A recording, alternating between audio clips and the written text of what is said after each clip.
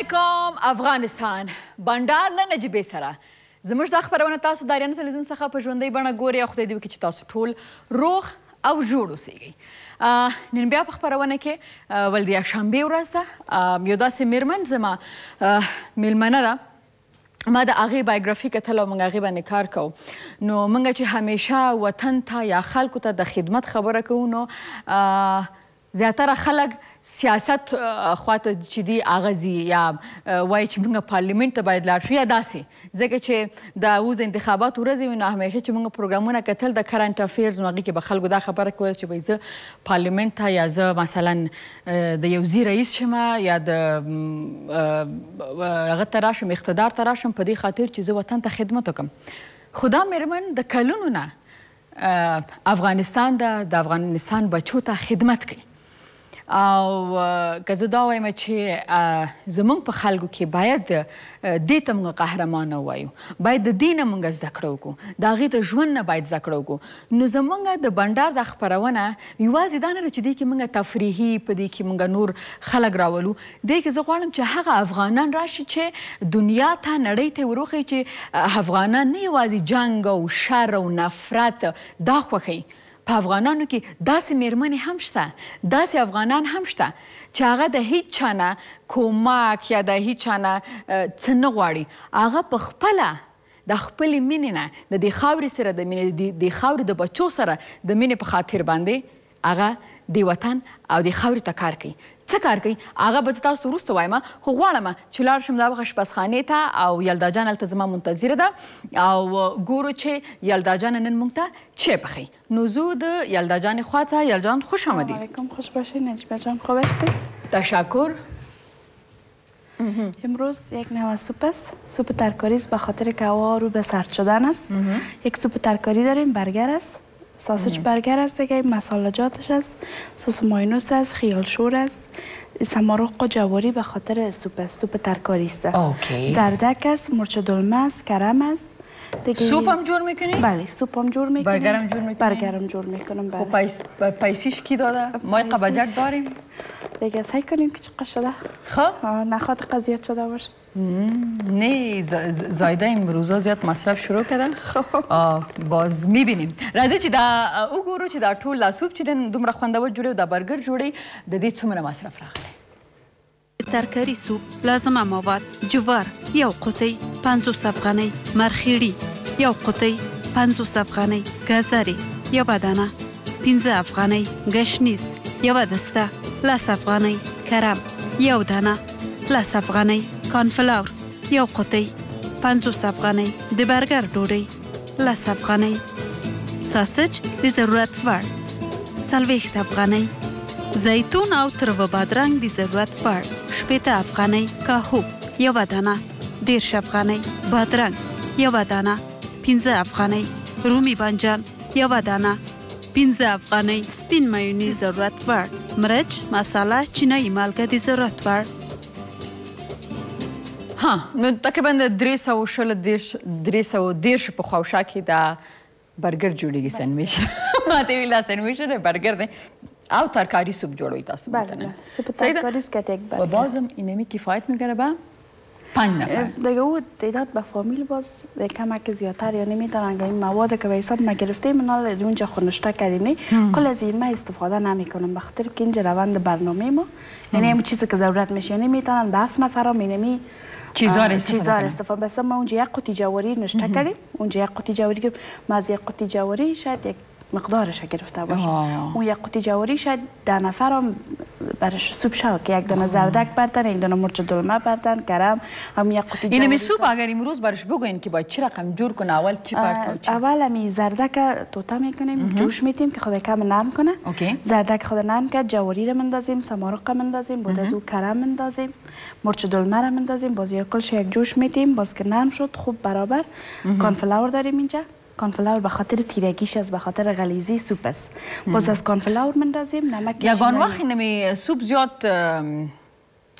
چی میگه ورا تیره میشه یس کانفلاورش زیاد مونده از او به دلخواه خوده. کسی که به حساب تیره تر خوش داره کانفلاور زیاد برده، کسی که صافتر خوش داره کانفلاورش کم استفاده کنه. بس که تیره نمیشه. صحیح. شما گفتین که پایتون خلاص شده. عالی. د فیسبوک زمونږ چې د فیسبوک کمپاین ده د بنډار په هغې کې مونږ ته عابد نجمي لیکلي زیباس همیش کامیاب سر بلند باشی و یک سلام خاص برای اشپزتان یلدا جان. تشکر. سلامت باشین، زنده باشین. ما سلامای گرم خود از طریق برنامه به شما تقدیم میکنم. یکیشش خانجی افریدی دیگه چیز یاد نداره، هر جای نوشته میکنه I love you سپینی نجیبی. ما خو سپینه نیستیم، خو تانیا میکاپ میکنه 2 ساعت با سپین میشه. بگم یلدا جان خودش مقبول است. باز هم تشکر. نو تاسو هم کولی شئ چې موږ ته د فیسبوک پاڼې ته لاړ شئ د بنډار هغلته موږ ته کمنت پرېږدئ. سلام به شما. ما مروه هستم از کابل.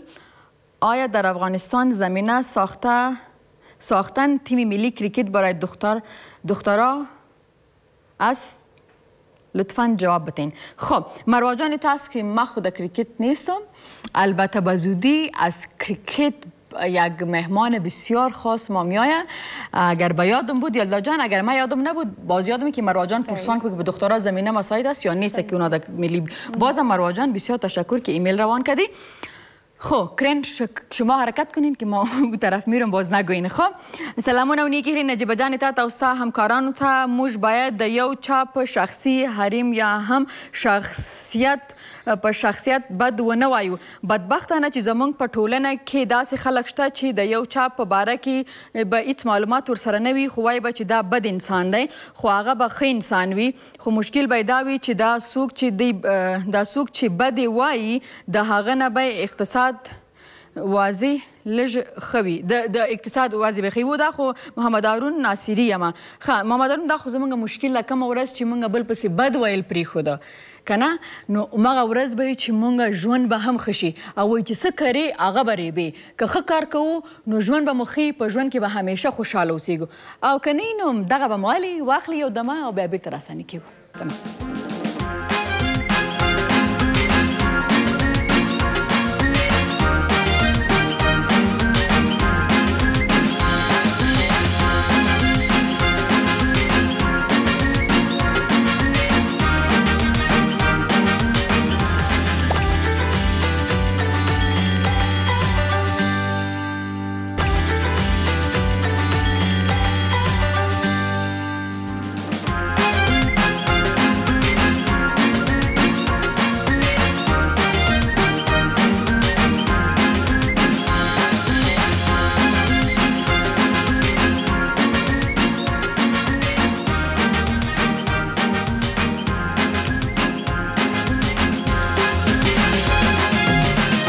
راغلاست خپرونه بنډار له نجیبې سره. خدای دې وکړي چې تاسو ټول د دې خپرونې څخه خوند هم اخلئ او پند هم واخلئ.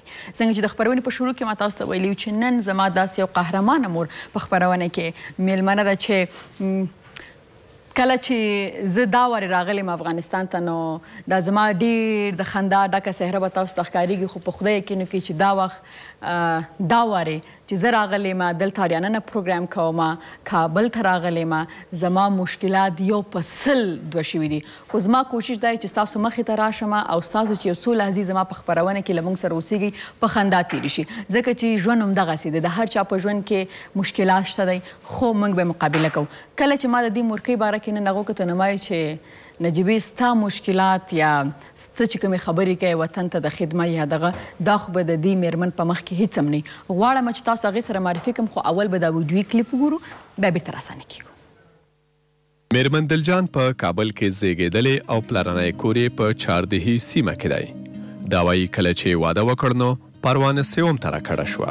ښوونځی ونه ویل ځکه په وینا یې شرایط مناسب نه و او نجونې بهر تګ ته نه پرېښودل کېدل او ښوونځي ته تلونکو نجونو ته په بده سترګه کتل کېدل. نجونو به تل چادري په سر کوله. خپلوانو به یې پلار ته پیغور ورکوو چې تاسې څه قسم خلک یئ چې لورانې مو ښوونځي ته ځي. خو له واده وروسته یې خاوند ښوونځي ته وهڅوله او تر اتم ټولګي پورې زده کړې وکړې. وروسته د کډوالۍ له امله ونه توانېده چې ښوونځي ته دوام ورکړي. 15 کاله په پېښور کې اوسېده او هلته یې په نانوایي کې ډوډۍ پخوله. کله چې کابل ته راغله خاوند یې چې لیکوال هم و ورته یې وویل چې باید خلکو ته خدمت وکړي. نو د کتاب پلورلو ته یې وهڅوله او 15 کاله کېږي چې کتاب پلوري. خاوند یې د دل په نوم یادوله. 15 اولادونه لري، 2 زامن او 3 لورګانې. 3 درسونه وایي، یو په انډونیزیا کې پوهنتون وایي، سږ کال وروستی کال دی. یوه لور یې ژورنالیزم وایي او بله لور یې 11 ټولګي کې درس وایي او یو زوی واده کړی او خپل ژوند سره بوخت دی.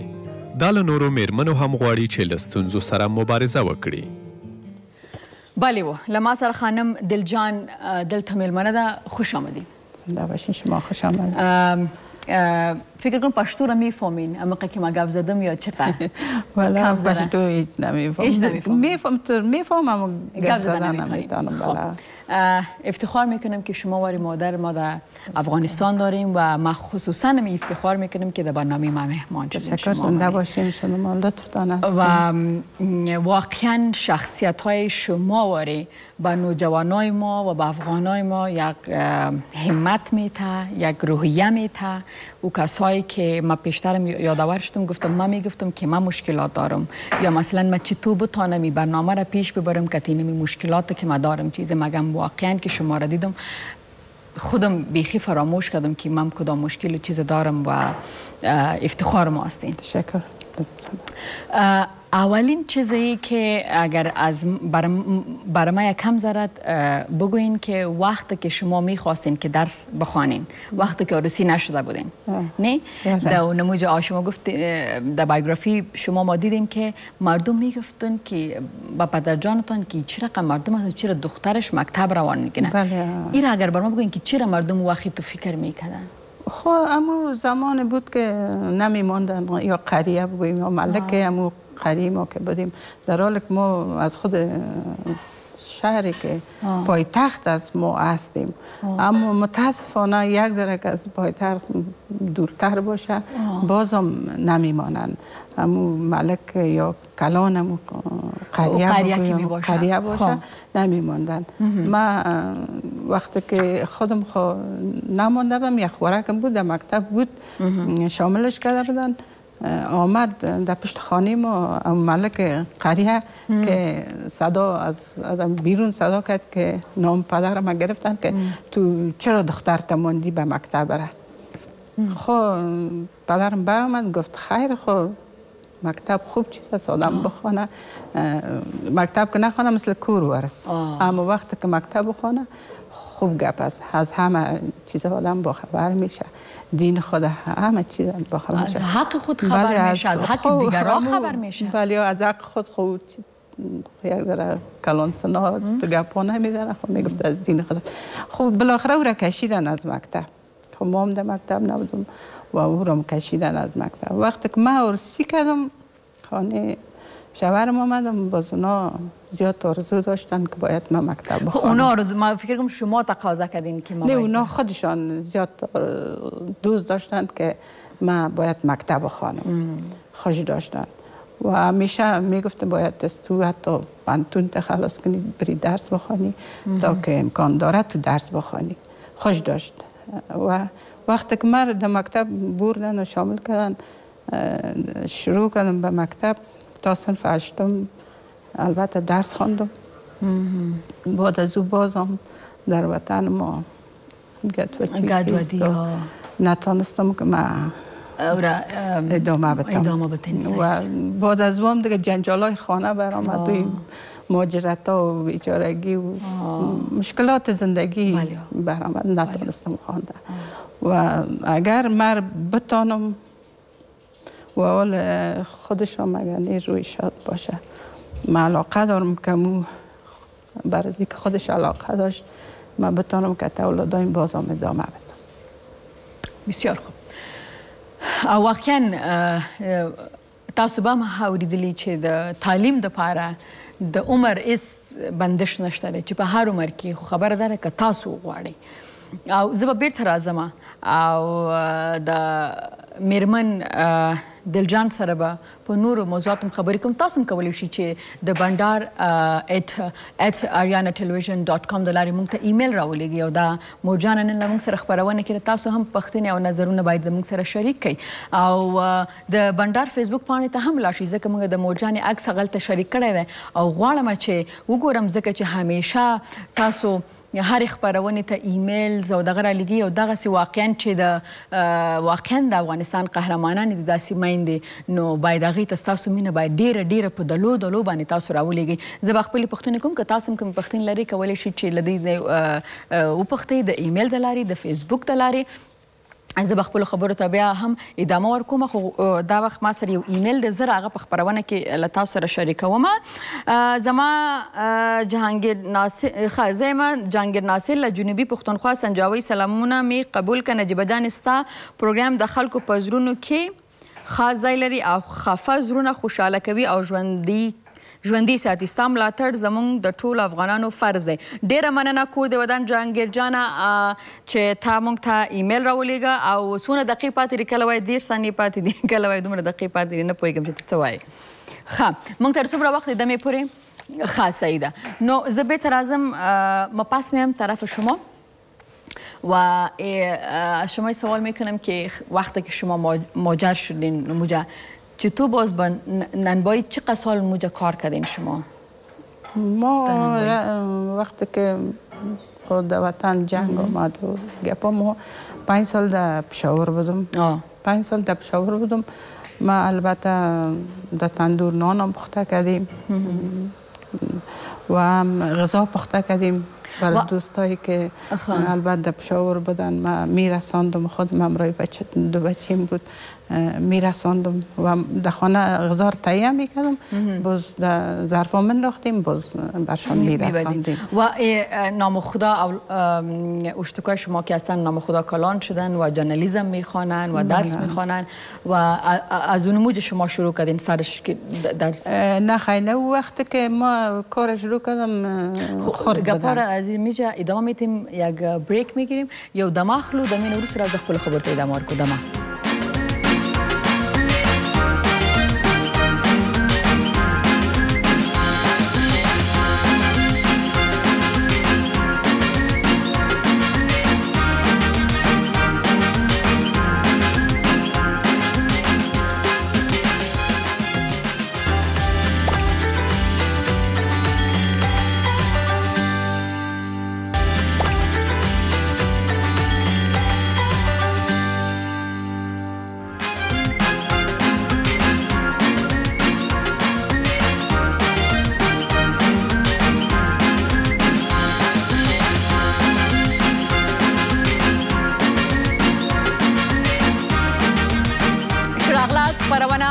بنډار له نجیبې سره زما سره زموږ درنه میلمنه په خپرونه کې ناست سره له دوی سره مې دا خبره کوله چې زما په خپرونه کې د داسې میندو د داسې میرمنو راتلل یوازینی مقصد مې دا دی چې دوی ته موږ دا وښیو چې و داسې موږ خلک موږ افغانان ستاسو قدر کوو او هغه خلک سره زما سره د یالله سره زموږ د ټولو چې دا وخت د بنډار ګوري د دې میرمن څخه باید موږ روحیه واخلو نو که دوی کولی شي نو موږ یې هم کولی شو خو همت غواړي او همدې سره د یو ګیلې ایمیل راغلی د مزار شریف نه باید هغه زه تاسو سره شریک کړم چې بنډار @arianatelevision.com باندې راغلی ده. درود نثار شما نجیبه جان گوینده موفق شما واقعا بهترین هستید. زبان رسا خوش سلیقه خندان اخلاق من میخواهم همیشه بهترین میبخشین که من خودداری یاد ندارم ایم کوشش خود میکنم بهترین لبخند بر لبانتان بالاترین دست خب زیاد صفت کردین تشکر. بالاترین دستان نگاهبانانه باشد. همیشه برنامه های را تماشا میکنم. به حرمت حسیب جلال رحمانی از شهر مزار شریف گزارشگر رادیوی پلیس پامیر. خب تشکر. به خاطر 4 دانه ایمیل روان کرده بود باز گفته بود که و یک گیله از شما دارم که چند شمیش پیام برات ایمیل روان میکنیم شما در برنامه او را شیر نمیکنین. اینه ما شیر کردم. خب خدا کنه که این دری که ما ایمیل خواندم شما فهمیده باشین. خب از شما پرسان کردم که اولادایتان اونموجه باز 5 سال که شما در پشاور ماجر بودین درس ها شروع کرده بود یا پس که افغانستان بودین؟ در پشاور خب در خانه کتشان درس میخواندیم. خب مخصوصا زیادتر پدرشان میخوان. اوکی. و ما مصروف کار بودیم دیگه نمیشد که در پشاور میخوان. مشکلات زندگی زیاد بود نمیتونستیم که بخوانیم. بعد از اینکه ما از پشاور پس به کابل آمدیم باز یک دختره که صنف 7 امتحان داد سامی رفت به مکتب و یک بچیم صنف 6 امتحان داد سویه البته رفتن به مکتب تا یک عالم ادامه دارن دیگه. دختر در پانتون درس میخوانه و بچیم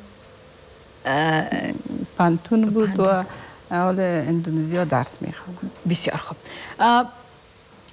میگه که تربیه در اوشتوک مثلا زیادتر میگه مادر دست داره به خاطر که اوشتوک زیادتر در خانه میباشه که مادر. صحیح؟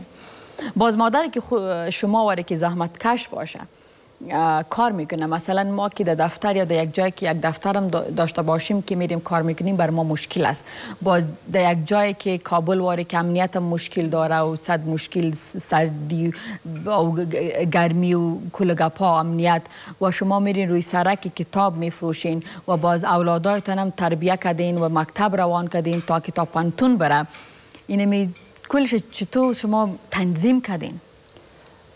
خب یک زن خانه مجبور است که تنظیم خانه رو بگیره، نانم پخته کنه، دیگم کنه و کار بیرونم باید بکنه. به خاطر که در جامعه خو ما میگه زن خو بیعقل است و زن خو نمیتونه. خب همیشه میگن دیگه. اما اگر زنم مثل امی بچه واره که تربیه میکنن اگر دخترای خودم تربیه کنن من فکر میکنم که از بچه ها که خوبتر و بهتر میتونن که زندگی خود در امور خانه و در امور بیرون. شما یک مثال هستین بر ما بتونن که بیشتر کار کنن. اما اکثرا خانواده وقتی که بچه را حتی آشپزخانه که میرن میگن نه تو برو بچه هستی. خواهر تا بگو کالای تو کنه، خواهر تا بگو که ظرفا را جمع کنه. بوتایش هم پیشرویش برس میکنه، رنگ میکنه، پیشرویش میره، در حالی که بچه و دختر نداره. باید کسی که مادر باشه پدر باشه بفهمانش که بچه تام یک انسان است، خوار تام یک انسان است. اگر او را در مکتب مثل بچه و بانن و پانتون باننش در اجتماع اونمت که بچه میگرده و دخترام بکده فکر میکنم که از بچه که دخترها بیشتر میباشه و بیشتر کارهای خود انجام میدن. ما گفتم نه یک مثال زنده شما هستین. این میگه که شما تا پانتون نتانستین که شما برین و او خلاص کنین، مگم باز هم که تا شوهرتان شانه به شانه استاد بودین، اولادایتان خوب تربیه کردین، اونا را تا پانتون رساندین و خودتان کار ادامه و چی یک کار خوب. بله ما دیگه شما یک دیگه چی نه خود شما که هستین یک مثال خوب هستین برای ما. مگه کسی که کور نباشه باید ببینه. زه همیشه دوایم چی مسلک دانه چی طول خلق دی تلویزیون تراش یا طول خلق دی پا رسنوی که کارو که هر مسلک که کولی شي چې تاسو کارو کې، هر مسلک کې کولی شي چې واقعا تاسو نیت یوازې د وطن خدمتي. خب زه تاسو که دا وایم چې تاسو مخکې دا شما یاد کردین که مثلا بچه و دختر برای شما کدام فرق نداره. صحیح. خب ولی برای ما بگوین که در خانه در بین دختر و بچه سر بچه ایتم کدام وقت گفته که بچیم برو یک چای دم کو که امروز من خسته هستم یا نه؟ تنها دخترایتان گفته؟ ما اگر راست خدا بگویم این بچه کلان ما که بود وقتی که من که یک رخشویی میکردم در وقتی که تنها بچه من بود البته دیگه اولادا نبودن. وقتی که من رخشویی میکردم وقت من خانه را پاک میکرد، نان صبح تیار میکرد، میآورد پیش روی ما میماند و وقتی که خوردم بود باور کنین که راستی میگم برتان که ما که حتی کودکستان یا مکتب که میرفتن من در بیرون وقت از اون درس میخواندم که وقتی که پس در خانه می آمد خانه را هم جایا را پاک میکرد منظم میکرد. باز ما که می آمدم میدیدم کل جایا پاک اما تو ستاره می بود. حتی نان خودم ماطل ما میکرد که باش که مادر ما بیا که بازاردیم و یک جای نان بخوریم و تا بال اما تو راست که اگه کس نان برش تیار کرد یا نکرد خودش نان خود تیار میکنه میاره پیشی خود میمانه. بسیاری وقتا میگه مادر بان که من خودم کالای ما بشویم میگم نه خیر حال من از کالا را که میشم از شما را میشم. خب خوب است من خوش میشم.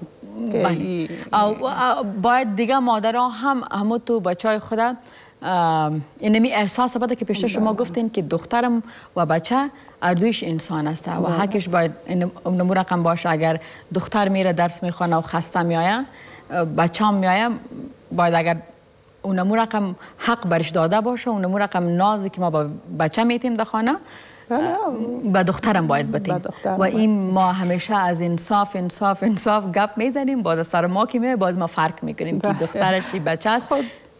از که خب در حال که من همیشه در خانوادای ما میگم در پیش اولادای ما میگم اگر بچه میره یک دختر به خانه خود میاره و دخترم میره یک آدم به خانه خود به خانهش میره. این پیش هیچ وام یک آدم مشکلش به خاطر که او دختر که در خانه میایه خب بچه جای نمیره و دختر که یک خانه میره کل بردم نو از برای مشکل است که باید اونم خوی بوی اونا را بفهمه و کل بر زیاد مشکل است. اردوش یک قسم میشه. دیگه پیش من طور زیاد چی نداره. خب سعیس حالا من میام به این که بسیار شوهر شما که خدا مغفرت کنم که شما زیاد همکاری کرد. ما میخوایم که ما بفهمیم که اگر اونا همکاری اونا نمی بود که شما میتونستین که امروز اولادایتون به جای برسانین و خودتان هم که اینمی کتاب میفروشین یا اینمی کاری که میکنین ممکن بود بدون همکاری اونا؟ خب من نمیتونم که کل مردا را یک قسم بگویم و کل زنا را یک قسم بگویم. بسیاری زنا هست که در خانه میگه خونه است میاره میخوریم میشینیم میگردیم اولادداری ریل پیش ببریم.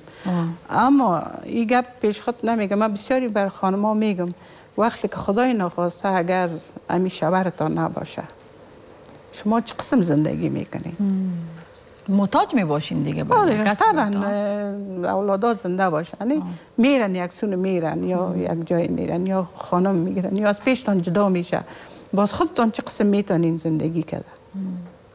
تنها نیست که آدم اولاد بر آدم بیاره مجبور است تا که هستی که اولادت بازو بودی که شوهرت بازو بودی و که اولاد مگه مهم است که شوهرت قبول کنه.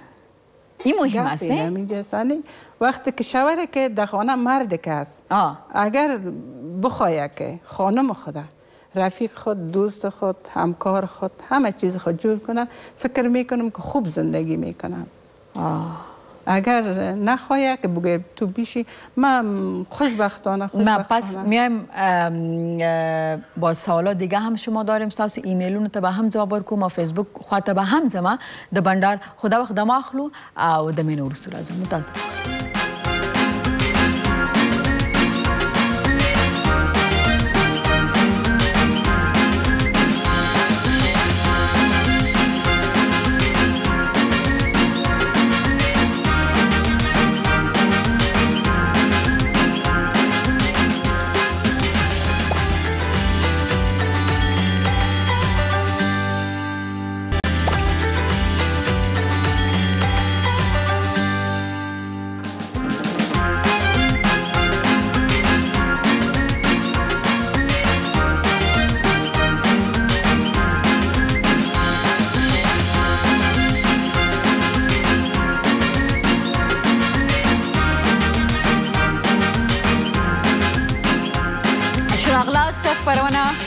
بنډار له نجیبې سره او لما سره مورکینا سره او د بنډار فیسبوک د لارې چې زدی کم عکس ما شریک کردم عکس شما را شریک ساختیم که تو دوستا و زیادتر مردم به شما سلام گفتن خوش شدن و افتخار میکنه به وجودتان. یک چند دانم ادریس جان برای ما نوشته کرده سلام خدمت شما نجیبه جان و سلام به مهمان عزیز ما که تشریف آوردن است و بسیار برنامه شما را دوست داریم. خوش شدیم که خودت این برنامه را پیش میبری. تشکر، زنده باشین.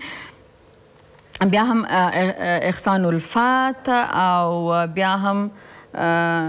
بیا هم داتو حبیب رحمان نورزی ملګری نجیبه جان ته سلامونه درنې میلمنې مور جان ته سلام قربان شمه ستا د همت او د غیرت څخه د مور د پښو لاندې جنت وي. گفته که صدقیتان شم به اینمی غیرت که شما دارین و میگه که از د پای مادر جنت هستن و این مردم هستن و ما به خاطر میخواستم که شما در برنامه بیاین و زه همیشه غواړم چې داسې خلک باید راشي او یو مثبت یو ښایسته یو عکس د افغانستان د افغانانو دنیا ته موږ وړاندې کړی شو. حسیب جلال رحمان ستاسو هم ډیره زیاته مننه. کورم ودان حیدر خان نیازي هم ډیره زیاته مننه د کامنټ څخه. ژوندون ستاسو هم ډیره. طارق الله عظیمي ستاسو هم ډیره زیاته مننه. او بیا هم څوک دی ارسلان خان سام ډیره زیاته مننه. ډیره زیاته مننه. شمزیه ستا هم ډیره زیاته مننه. د ټولو ملګرو څخه ډیره زیاته مننه. نور کامنټونه به هم خپرونه کې شاملم. خب پس میگردیم در سوال که اگر خود مرد اگر شوهر باشه پدر باشه بچه باشه برادر باشه اگر همکاری کنه که خانواده یا مثلا که زن که بیرون بره کار کنه یا درس بخونه چی فرق میاره؟ اونمو سوال میگم که به نظر خودتان به نظر من اگر خانواده که چی خواهر باشه چی خانمش باشه چی مادر باشه هر چیزی که باشه دختر و بچه و چیزا را فرق نکنن بسیار زندگی خوب می داشته باشن هم در خانواده هم اگر مخصوصا که همی دخترایی که عروسی میکنن اگر کتی شوهرای خود همیشه بازو بتن و خوب زندگی می داشته باشن. مگم ای که همکاری داشته باشن چی بسیار مهم است اگر شوهر است پدر است یا برادر.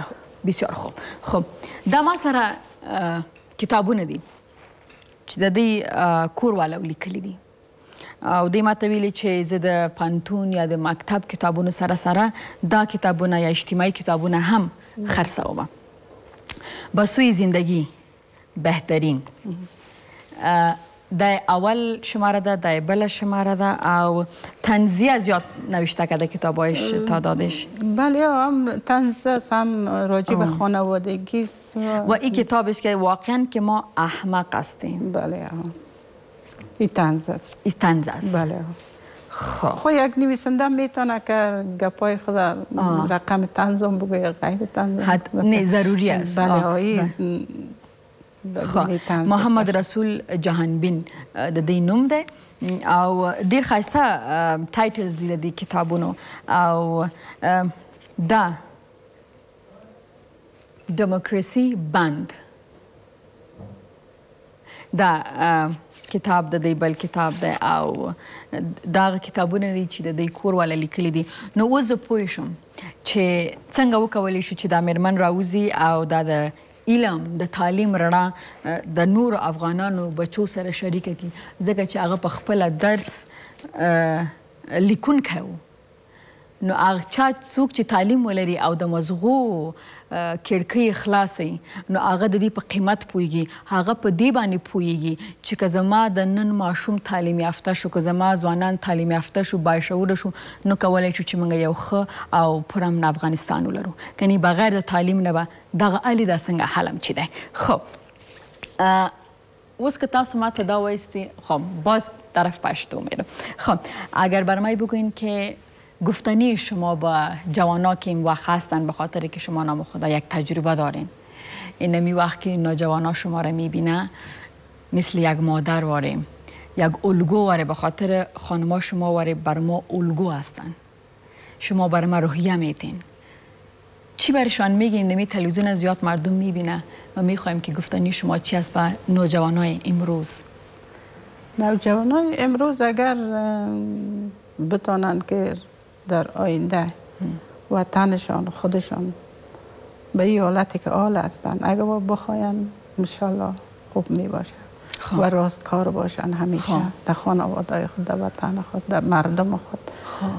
و فکر میکنم که به این حالتی که ما آل هستیم در آینده نخواد باشیم. اگر جوانای ما مثبت فکر کنن و محبتش به جای بالابتر که کتاب باشه. خب کتاب یک چیز است که همیشه باید از هیچ وقت کتاب پس نکنن از دست خود. امی یک حرف هم که یاد بگیرن بهتر است، خوبتر است. و من 15 سال است کتاب مفروشم و وقتی که من پیش یک جوان کتاب میمانم، البته کل جوانانی که یک تعدادش وقتی که من یک کتاب پیش روشان میماندم و مرا میگفتن که ما وقت نداریم. کتاب وقت نداریم. وقتی که من همیشه برشان میگفتم وقتی که شما نان میخورین، وقتی که نماز میخوانین، وقتی که حتی اونمت که نماز میخوانین اونمت او را مثل نماز خواندن تان وره. اگر میخواین که یک چیز بیاموزین باید همیشه پیش کتاب و بهترین دوست هست. خوشبخت هستن اون مرد. بسیار تشکر که در برنامه ما دین. اوس بس دیر خلق زمان خبرونه په خارج کې مګوري. آخری آرزوی شما چی از 15 سال میشه که شما کتاب میفروشین؟ آخرین آرزوی ما است که جوانای ما بهتر خوبتر بتونن که مطالعه کنن و دوست بهترین دوستشان کتاب است. بهترین دوستشان.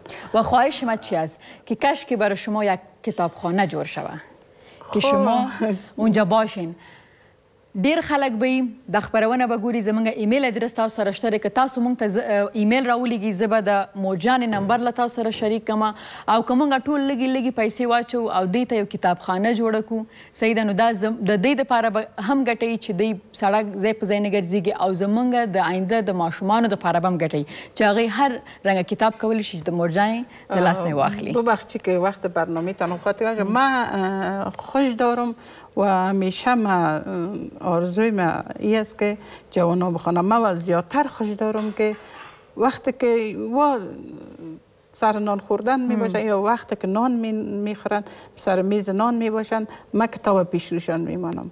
خوش دارم که وقتی که میگن که ما وقت نداریم هم یک حرف شام که بخوانن بهتر است. روزی یک حرف که یاد بگیرن د یک سال چقدر حرفا یاد میگیرن. تشکر ډیره زیاته مننه. خیر اوسئ. ما خوشحال هستم شما و زمونږ نیکې هیلې له تاسو سره دي او دمه اخلو. زموږ خپرونه همداسې ادامه لري. بودم تشکر. دمه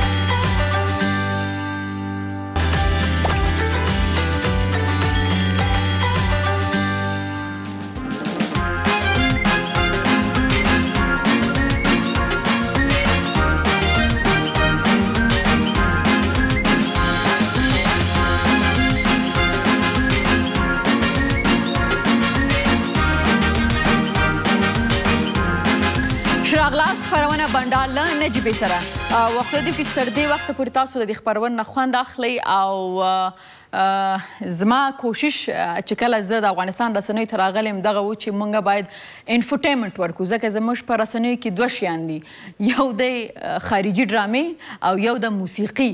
نو موږ په د تفریح تلویزیونونه چې کوم دي د نیوز نه یادوم د خبرونو نه یادوم په دې کې موږ د یا موسیقي لرو یا خارجي ډرامې لرو. د دې دواړو په منځ کې څه پکار دی چې تفریحي هم اوسیږي معلوماتي هم اوسیږي او د خپل هیواد د خپلو خلکو یو مثبت یو ښایسته عکس نړۍ ته وړاندې کړو. همدې سره زم د ایمیل خواته های نجیبه زما نوم محمد دی د لوګر څخه وایي نایس یو ایټین او زما مور او خور ستا سره ډېره ویری لو یو ویری ویری ویری مچ د لوګر نه دا ماته چاره لګل د محمد ډېره زیاته مننه. خیر اوسې کور ودان او بیا هم السلام علیکم عرفان د ناروې نه موږ ستا پروګرام بنډار له نجیبې سره ډېر په خوند سره ګورو او زما کورودانې وایي ستا خپرونه ډېره زیاته خوښوي. نو کورودانې ته د یو خاص سلام د رچا د عرفان کورودانې چې په ناروې کې ده ډېره مننه.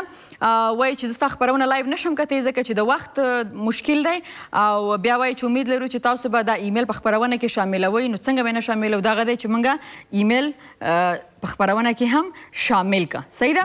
السلام علیکم. اسحاق الله مومن یم د فرانسې څخه ستاسې د بنډار خپرونه ګورم. ډېر په زړه پورې خپرونه ده. ډېره زیاته مننه. د فرانس څخه اسرار الله خیر اوسې کور ودان.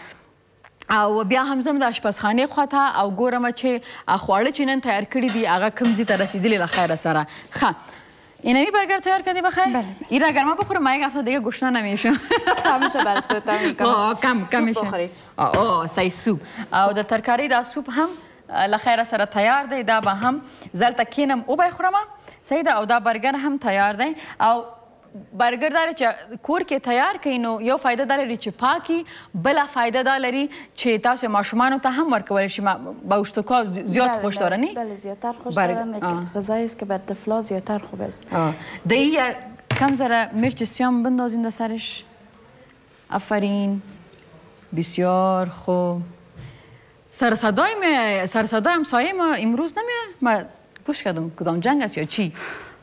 خب زه به خو سوپ خورم خو زه به د یوټیوب خواته زه مالته هم ډېرو خلکو موږ ته کمنټ پرېښي دي هغه به هم یلدا جان امروز سخت مزهدار چیز پخته کردی. هی باشه که در توته کنم هم تو نگیریش. یلدا جان ضرورت نیست. تو بیا راغلی؟ تو بیا راغلی؟ وسړی مې چې ما څوک ګرم موږ د دښمنیانې کتلي دي په ننګرهار کې او ته دلته بیا راغلی. چی دی چې راغلی؟ څه کار؟ تا ته چا ویلي چې ته کښېنه؟ وی ما خب باید میشنم کارشناس ملاقی قاف بیمیم.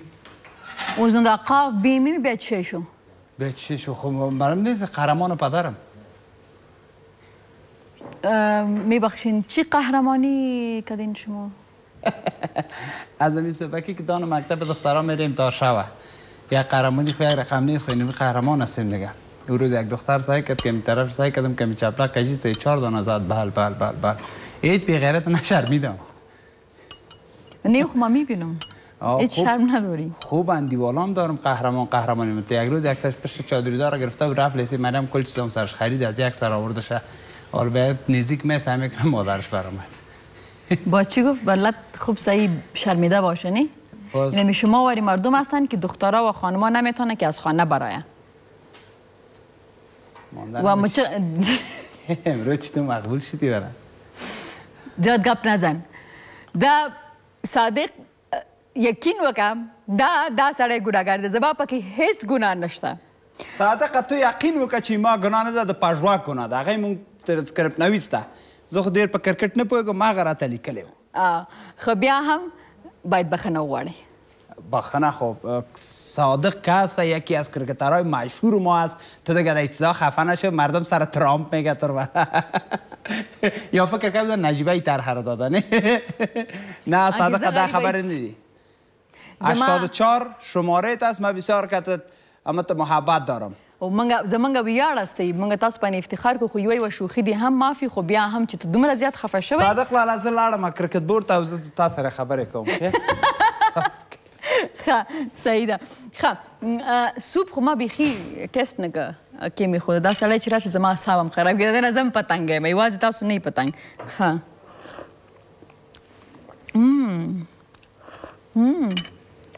دوستای درد نکنم. بیا اینجا کتما بشیم. تو بیا یک چند دقیقه خلقاکانی کنیم. یوټیوب چینل چې د آریانا ټلویزیون کوم دی هغلته هم ډېرو خلکو موږ ته مینه پرېښي. زر زر زر زر د خپرونه ښه دا چا لیکلی دي؟ دا نوم دې څنګه لیکلی؟ خو کمنټ دې وایم. ښه نجیبې ښه وایي چې ډېره زیاته نیچرل ده او ډېره زیاته خلک یې خوښوي او ځکه چې ریلیټ کوي په سکرین باندې خلکو سره. نو زه همیشه دا یم چې یو نطاق باید خپرونه کوي چې کوم کور کې خلک ناست دي هغه داسې فکر کړي چې هغه په دې سټوډیو کې له دوی سره ناست دي. وایي چې a lot of Afghan shows can be very robotic. So it's nice to see a change. Nice show. Thank you so much. ډیره زیاته مننه. خیر اوسې. وایي چې اکثرا د افغانستان نطاق چې کومې دي خپرونې چې کوي هغه داسې لکه ریبوټ ریبورډ غوندې ناست دی که نه نو دا یو ډېره ښه تبدیلي ده چینج دی او وایي چې ډېره ښه شو ده ډېره زیاته مننه بیا هم ډاکټر خان لیکلي برنامه زیبا و دلپسند موفق باشین انشاءالله تشکر ډېره زیاته مننه او اسماعیل علیمی وایي چې ښه هغه وایي چې زه همسایه وم هغه وخت کې چې هنګامه جانه کابل کې اوسېده علی و زیبا هر دوی تان هستین زرغونه نیازی گفته در یوتیوب چینل ما نوشته کده خب وقت خلاص نشده بچه نو امده سره تر سبا پوری تاسو اجازه غواړم سبا تاسو لپاره یو بله میلمنه هم لرم یادا جان از شما تشکر بسیار که آمدین گپ نزدین تنها گپ میزنم شما ماش تنها فکر کنم من میگیرم شما برین ما که یالدا کار دارم ندمنه دلپ امان شپه بخیر